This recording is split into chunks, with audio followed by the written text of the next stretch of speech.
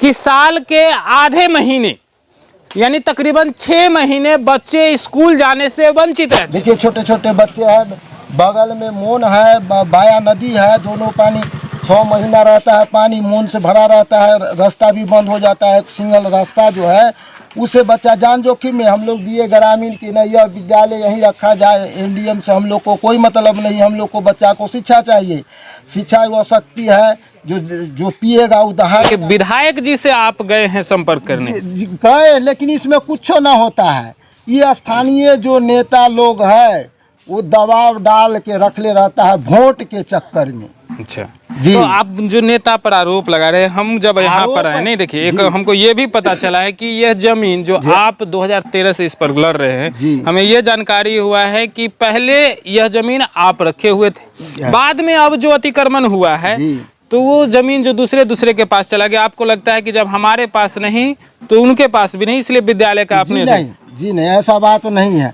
हमारा घर देखिए यहाँ से 150 मीटर की दूरी पर है, आप देख सकते हैं। अगर आप उनको सीओ साहब के नज़र में ही तो भड़वली दे दिए है कि कहीं डर कर बैठ जाए, ये नहीं अति करे। हम तो कहते हैं नापिए ना सर, नोटिस दिए हैं, बहुत सुंदर बात है, नापिए। हमारा अगर घर पड़ता है तो तोड़ दीजिए। लेकिन एक बात इन्होंने सही बोला कि देखिए थोड़ा ये अपाहिज है, थोड़ा दिखाइएगा, ये अपाहिज है, उसके बावजूद 2013 से यह शिक्षा के लिए बच्चों, अब इनकी उम्र लगभग 50-60 साल होगी, अब इन्हें पढ़ना नहीं, यहाँ के जो बच्चे हैं उनके भविष्य के बारे में ये सोचते हैं।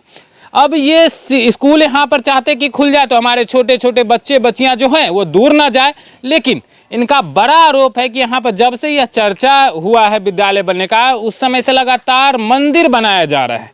और आप जानते हैं कि इस देश में अगर छिपना हो ना तो एक मंदिर का चादर होता है वह ओढ़ लिया जाता है। नमस्कार, मैं हूं आपके साथ आशीष आर्यन, आप देख रहे हैं वंदे बिहार। अभी हम करीमनगर पंचायत के ग्राम मांझा टोल में मुगल चौक, यहाँ पर विसर स्थान है, यहाँ पर मौजूद है। और यहाँ का शिकायत तकरीबन 5-6 साल से यह चल रहा है कि ये जो यहाँ पर अतिक्रमण किए हुए लोग हैं ज़मीन को, जिस पर 2012 से 15 तक लगातार यहाँ पर विद्यालय चला है। उसके बाद चूँकि कुछ विवाद हुआ था शिक्षण संस्थान को लेकर कि जब कुछ सिवान में कुछ बच्चे की डेथ हो जाने के बाद भवन में पढ़ाने के लिए यहाँ पर आदेश आया था। उसके बाद यहाँ के विद्यालय को शिफ्ट कर दिया गया था हेमनपुर में। वहाँ पर यही विद्यालय के नाम से अभी पढ़ाई चल भी रहा है। लेकिन अब समस्या यहाँ पर ये उत्पन्न हो गई है कि देखिएगा यहाँ पर पूरा पक्का का मकान बन गया है। इसी जगह यह पहले पढ़ाई होता था, झोपड़पट्टी में पन्नी टांग करके पढ़ाई किया जाता था बच्चे को। अब इसके रेडियस में, मैं जहाँ खड़ा हूँ, इसके रेडियस में तकरीबन 2 से 2.5 किलोमीटर के रेडियस के बाहर जा कर के बच्चे को पढ़ना पड़ता है। लेकिन सबसे बड़ी यहाँ की समस्या ये है कि साल के आधे महीने यानी तकरीबन 6 महीने बच्चे स्कूल जाने से वंचित रहते हैं। इसका मुख्य कारण है कि यहाँ पर जो नहर है, थोड़ा इधर दिखाइएगा, ये नहर है, बाया नदी है, इससे पानी है, पानी जो भर जाता है। जब यहाँ पर गंगा नदी आपका जल स्तर जब बढ़ता होगा तो ये सारे भर जाते हैं। उसके बावजूद एक पुलिया है जो क्रॉस करके जाना पड़ता है, वो बांस का पुलिया है, बंधा है। अच्छा, बंधा है उधर जो बोलते हैं ठेठ में, वो उसको छोटे छोटे जब बच्चे जाते हैं इस जगह का, चूँकि नवसर्जित विद्यालय यहाँ पर है विसर टोल में, उसमें दिक्कतें होती हैं। छोटे छोटे बच्चे, जैसे समझिए इस छोटे छोटे बच्चे जैसे इतने बच्चे जाते हैं पढ़ने के लिए। तो यहाँ का गार्जियन आवेदन दिए थे डीएम साहब को, जो उस समय के तत्कालीन शशांक शुभांकर जी डीएम थे। तो उन्होंने बोला कि विद्यालय को यहीं पर बनाया जाए, आदेश दिया गया था। अब जो वादी हैं राम उचित सहनी जी, उनसे हम जानकारी लेते हैं, विशेष जानकारी। क्या बात हुआ है आप बताइएगा हमारे दर्शक को। देखिए 2012 में बिहार सरकार द्वारा नवसृजित विद्यालय विसर स्थान में खोला गया था। तो हमने सीओ साहब के लिख के दिए कि बुनियादी सुविधा हमारे गांव में होना चाहिए, विद्यालय बनना चाहिए, छोटे छोटे जो गरीब के बाल बच्चे हैं उसको शिक्षा से दूर नहीं रखा जाए। लेकिन उस अतिक्रमण बात चला, अतिक्रमण के बाद डीएम साहब का ऑर्डर भी हो गया, लाल टीन लग गया, सीओ साहब को ऑर्डर मिला खाली करने का 13 मार्च 2020 को।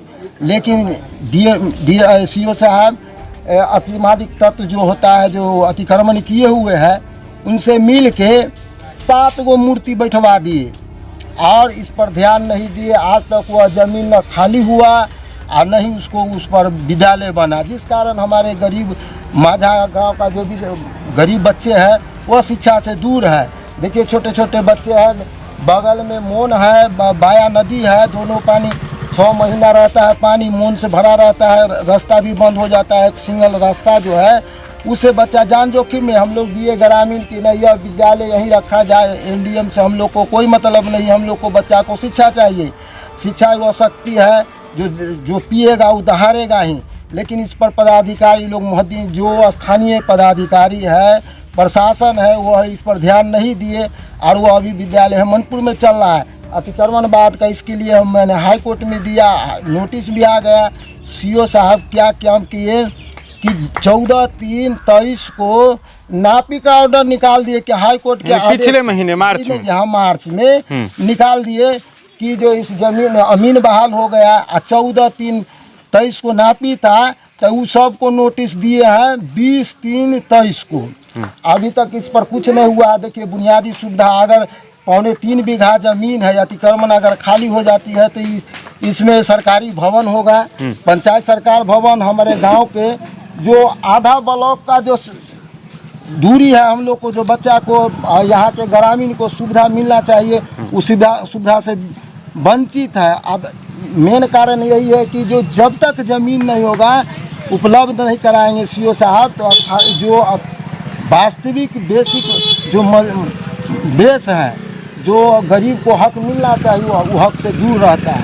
हम सीओ साहब से मांग करते हैं, डीएम साहब से मांग करते हैं कि इस पर ध्यान दे। अविलंब पीजीआर से हमने ऑर्डर करवाए, द्वितीय अपील सीओ साहब पर तो फाइन कर देना चाहिए डीएम साहब को। मैंने फिर भी अतिक्रमण में 2022 कोरोना के बाद भी डीएम साहब को कितना बार नोटिस दिए, इस पर अभी तक अच्छा, आपने यहाँ के जो करीमनगर पंचायत के मुखिया जी हैं, उनको इस बात का संज्ञान में दिया है? जी, यहाँ पर मीटिंग हुआ जी, यहाँ पर प्रत्येक ग्रामीण बैठ के 2-3 घंटा मीटिंग किए। तो कहा कि जो आदमी जो लड़ा यहाँ से गया कोर्ट तक, आपने कोई गांव वाला उसको पैसा भी तो नहीं दिए, वो अपना विकलांग आदमी अपना ढंग से लड़ गया। तब उसमें मुखिया जी सब था। उस समय भी हम कहे तो मुखिया जो रामश्री ठाकुर थे वो बुला कर बैठाए कि नहीं रामश्री ठाकुर अभी यहाँ के करीमनगर के कौन मुखिया?